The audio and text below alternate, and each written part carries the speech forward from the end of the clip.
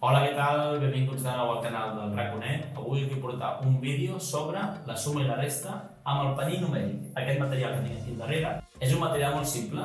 Jo aquest el vaig comprar, us deixo si voleu el link a la descripció del vídeo, o si no podeu crear vosaltres mateixos. Simplement podríeu agafar una cartolina i fer 100 caselles per ubicar els números de l'1 al 100. La gràcia d'aquest panell és que els nombres, si els dono la volta, tenen un color diferent. Per tant, es puc marcar per treballar diferents conceptes. Com he dit, avui farem la suma i la resta, però també, més endavant us plantejaré més vídeos, ja que podem treballar altres conceptes, com per exemple els múltiples, podem treballar també el concepte de la desena, els nombres primers, els nombres compostos i altres coses que ja us aniré explicant.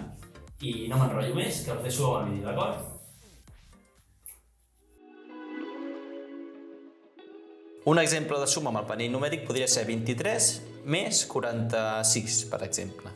Marquem el 23, que és el primer nombre, i li sumem 46. Per sumar-li 46 haurem de fer 4 viatges cap a baix, ja que són les desenes. 1, 2, 3, 4.